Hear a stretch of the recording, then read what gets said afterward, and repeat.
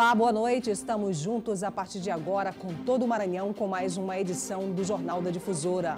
Vamos aos destaques de hoje. Guarda municipal suspeito de porte ilegal de arma morre durante confronto com a PM no interior do estado. Polícia localiza no estado do Pará dupla suspeita de morte de soldado após uma semana do crime. 80 detentas devem ser beneficiadas com prisão domiciliar pelo projeto Mulheres Livres.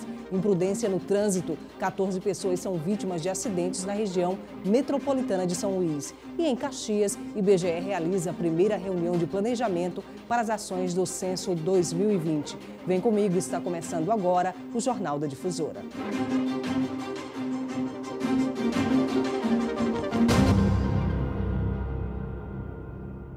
Cinco guardas municipais foram presos hoje durante uma operação policial em Viana. Segundo a PM, eles são suspeitos de porte ilegal de arma de fogo.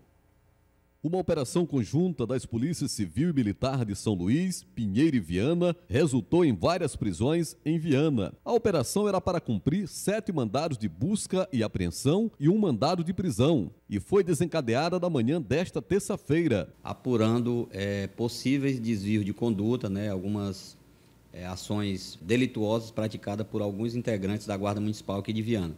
Então, na data de hoje, em apoio à Polícia Civil, à Polícia Judiciária, nós demos cumprimento a 8 mandados de busca e apreensão, em 8 residências dos alvos, dos acusados, no caso. Durante a operação, foram presos 5 guardas municipais de Viana, inclusive o ex-comandante da guarda, o 2º sargento José Raimundo Costa, conhecido como Manelão. Ele foi preso com uma arma de fogo. Além do ex-comandante da Guarda Municipal, o comandante interino também foi alvo da operação. Raimundo dos Santos Pinheiro, ao ser abordado na sua residência no bairro Caminho Grande, teria reagido à ação da polícia e foi alvejado pelos policiais. Ele não resistiu e morreu. Infelizmente, na hora da abordagem, ele reagiu à abordagem policial, trocou tiro com a polícia, entrou em confronto com a polícia, foi imediatamente prestado socorro, levado para o hospital, mas infelizmente veio a óbito. A gente fala infelizmente porque o trabalho da polícia não é esse, o trabalho da polícia não é matar ninguém, não é executar, pelo contrário, é salvar vidas. O Major Fábio fala das prisões e os materiais apreendidos na operação. Foram conduzidos o José Raimundo Costa, o Francisco de Assis Mendonça Neto, o João Batista Meireles, o Vantuir Costa Neves e o Raiones Queiroz de Souza. Essas foram as 5 pessoas que foram conduzidas e nós tivemos também a apreensão de 4 armas de fogo, muita munição, uma vasta quantidade de munição, 3 coletes balísticos, algumas algemas, 3 algemas e também balaclava, máscaras, E na região Tocantina, a Polícia Civil já localizou 2 suspeitos da morte do PM, o Anderson Monteiro. Eles estavam escondidos na cidade de Marabá, no estado do Pará. Uma semana após o latrocínio que vitimou o policial militar, o Anderson Monteiro, de 27 anos, em Imperatriz, a polícia prendeu Emerson Santos de Souza e apreendeu um adolescente que estavam foragidos e são suspeitos de terem cometido o crime. Nós recebemos informação anônima, dando conta de que os 2 estariam no interior de uma van, já se aproximando de Marabá. Então, com essa informação, nós mantivemos contato com a Polícia Militar local, através do Serviço de Inteligência, e, em seguida, mantivemos contato com a Polícia Militar do Pará e Civil do Pará.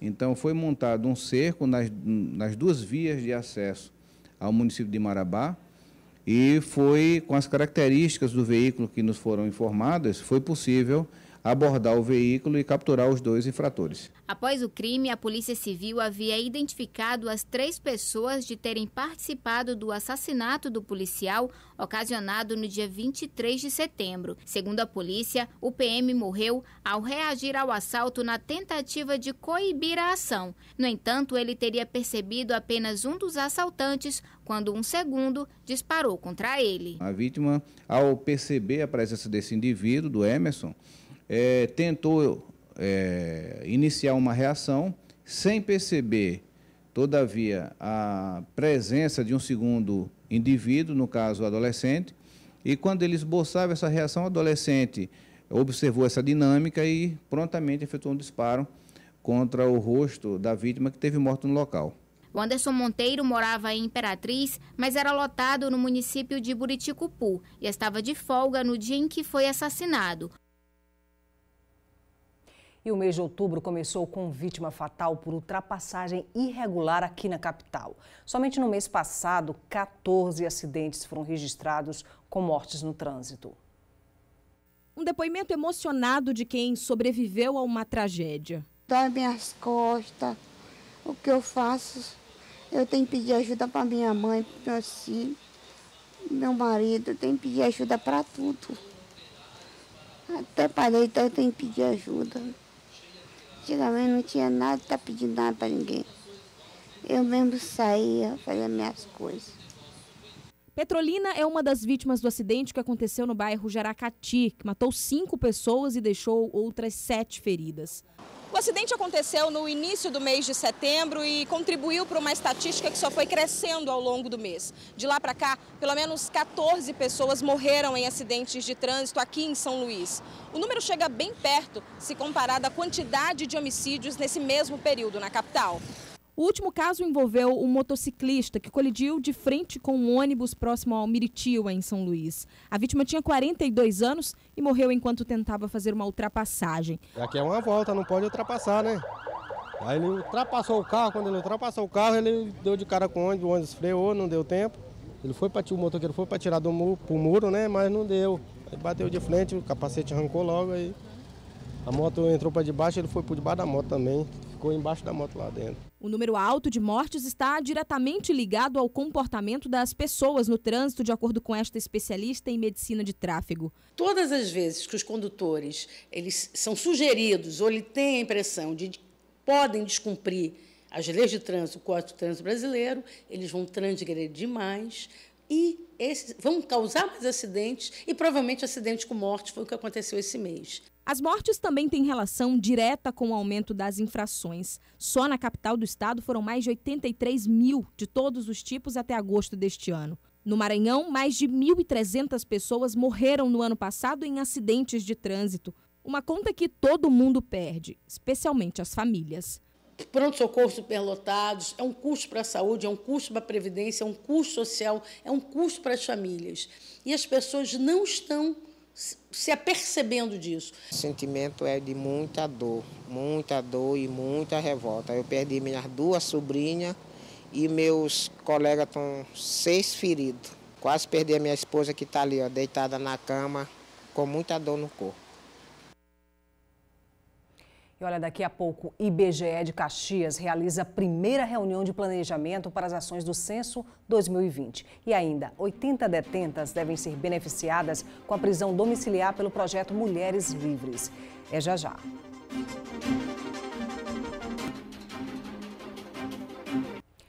Liberdade para exercer a maternidade e reconquistar o direito ao convívio social. 80 detentas do sistema penitenciário do Maranhão serão beneficiadas com o projeto Mulheres Livres do Ministério da Justiça. Além da prisão domiciliar e o direito de conviver com os filhos fora da prisão, elas terão acesso à formação profissional. Abraços e carinhos entre mãe e filho. Eles têm esse direito garantido até os 2 anos no Maranhão por causa do incentivo ao aleitamento materno. São bebês que precisam morar nos presídios. Mas, mesmo com uma estrutura especial, as mães percebem os impactos do encarceramento nos filhos. Fica nervoso, chora, né? Porque está vendo que todo o tempo ele está só naquele espaço. Apesar de ter todo um aparato, uma brinquedoteca, onde tem brinquedos, onde tem desenhos animados que sempre a psicóloga traz, né, para estar assistindo, motivando a criança, mas não é fácil, não. E quando esse tempo acaba, eles saem. Mas o encarceramento delas continua aprisionando o direito dos bebês que perdem a liberdade do convívio materno, ficam sob os cuidados de terceiros e muitas vezes entram num ciclo de vulnerabilidade social. Esse bebê, por exemplo, quando fizer 2 anos, não vai ter com quem ficar. A implantação do projeto Mulheres Livres do Ministério da Justiça busca humanizar o crescimento desses filhos que acabam sofrendo com a ausência das mães internas. É uma oportunidade para que elas saiam daqui e mudem de vida, crescendo profissionalmente e, o mais importante, exercendo a maternidade, acompanhando de pertinho o desenvolvimento dos filhos. O projeto Mulheres Livres, ele traz todo esse olhar diferenciado e busca, né, desencarcerar essas mulheres, e não só desencarcerar, mas inseri-las dignamente à sociedade. A inserção no mercado de trabalho será a 4ª e última fase do projeto. As 3 primeiras devem acontecer ainda nas unidades prisionais. A primeira fase, ela visa a coleta de dados e a gente identificar os perfis das mulheres que poderão ser atendidas pelo projeto Mulheres Livres. A segunda fase é o encaminhamento pela Defensoria Pública do Estado de todos esses casos ao Judiciário. E na terceira fase, o julgamento desses processos pelo Judiciário, de acordo com esses históricos e com o perfil processual de cada uma delas. 80 apenadas das cerca de 400 mulheres internas no Maranhão foram selecionadas na triagem e podem receber o benefício. A esperança delas para não perderem o convívio com os filhos virou mais um incentivo para lutar por uma vida nova e nunca mais olhar para trás. Só em saber que eu vou poder estar lá fora, que eu vou poder estar sempre perto dele, né? É muito bom. Estou muito feliz de saber, né, que tem essa possibilidade. Chamar a sua atenção agora para essa matéria que a gente vai ver. O Ministério Público Federal expediu uma recomendação para revogar uma norma que autoriza intervenções médicas sem o consentimento das gestantes. O Maranhão e mais 8 estados reconhecem a autonomia da mãe na escolha de procedimentos durante o parto. A Giovana já tem 3 anos. O parto dela, que deveria ser um momento mais especial para a família, não foi exatamente do jeito que a mãe dela queria. Iniciou com as consultas pré-natais, que nós não tivemos as orientações necessárias. Até 7 meses de idade, pela rede pública, nós ainda não havíamos sido pedido uma ultrassonografia. Uma delas foi a questão de eu ter passado 26 horas em trabalho de parto e durante essas 26 horas eu não ter sido alimentada. Uma outra coisa muito grave, na verdade, acho que esse foi para mim o mais grave, foi que foi realizada uma episiotomia, que é uma incisão, né, no períneo, onde não foi me solicitada essa autorização. E esse termo ainda é desconhecido por muitas mulheres. A violência obstétrica tem sido discutida em muitos âmbitos. Na semana passada, o Ministério Público pediu a revogação de uma resolução do Conselho Federal de Medicina que caracteriza as escolhas da mãe durante o parto como abuso do direito da mulher. O desejo da Janaína, por exemplo, não foi aceito. Eu tenho um 3º filho, aí queria fazer cesariana com a cirurgia para poder encerrar. E aí, o que aconteceu depois? O sistema do SUS não permite. Tem que ter cesariana, depois de 90 dias retornar para poder fazer a cirurgia. De acordo com o MPF, o parto humanizado e as escolhas da mãe devem ser levadas em consideração. Nesta maternidade, o trabalho de humanização já acontece com os pais para que a mãe sinta que esse é o momento dela. E isso tem surtido efeito.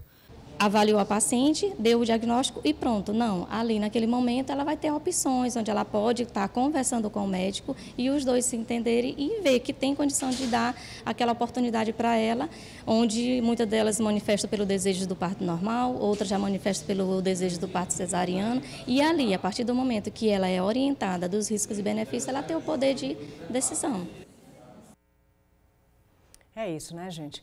Uma em cada 4 mulheres é vítima de violência obstétrica no país.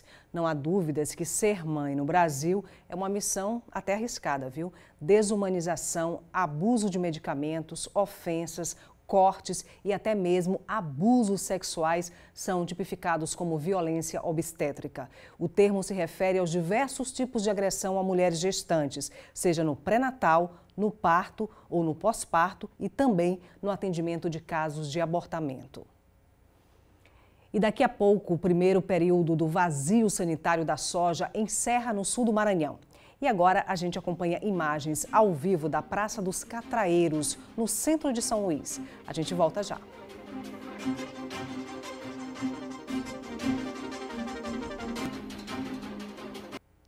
E encerrou ontem o primeiro período de vazio sanitário da soja no sul do Maranhão. No Brasil, 11 estados e mais o Distrito Federal adotam o período sem plantação.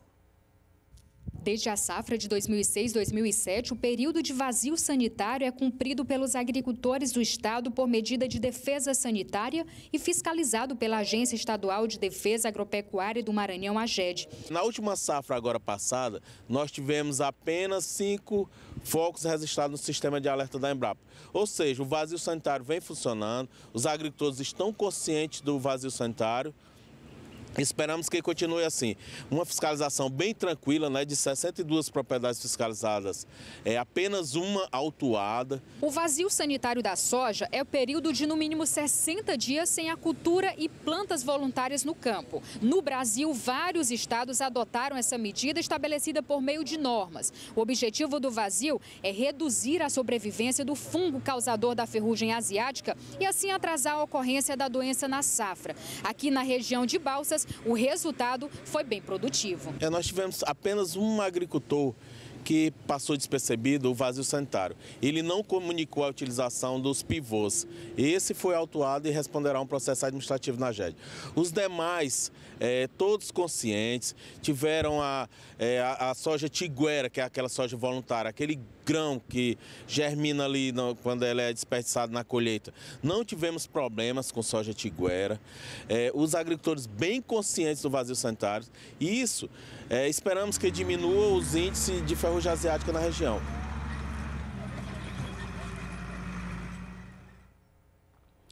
Profissionais do IBGE e representantes de órgãos de Caxias participaram hoje da primeira reunião de planejamento e acompanhamento do Censo 2020. A primeira reunião de planejamento e acompanhamento do Censo 2020 aconteceu no Memorial da Balaiada.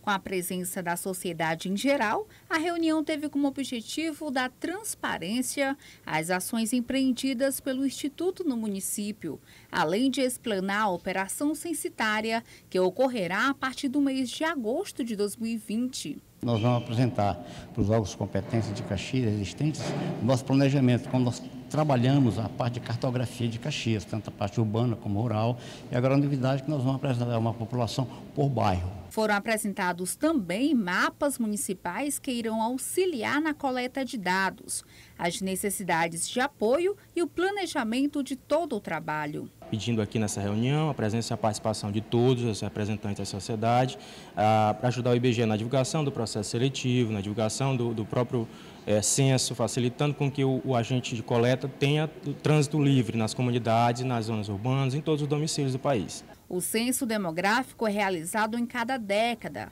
Será percorrido 8 milhões de quilômetros quadrados. Mais de 5.570 municípios serão mapeados. Em Caxias, o esquema está programado para acontecer nos 36 bairros e nos 3 distritos da zona rural. Serão mais de 40 mil casas visitadas, contendo 3 postos de coletas. A participação da sociedade em geral também é de suma importância. É um trabalho que não é só de quem está responsável pelo censo, mas é de importância para toda a comunidade, uma vez que o censo visa fazer um retrato do nosso país, um país que tem uma dimensão continental. Então, vale a participação de todos, né, para que esse trabalho seja, de fato, um trabalho coletivo. E a gente encerra esta edição com imagens ao vivo da Avenida Beira-Mar, aqui na capital. Muito obrigada pela sua audiência, uma boa noite e até amanhã.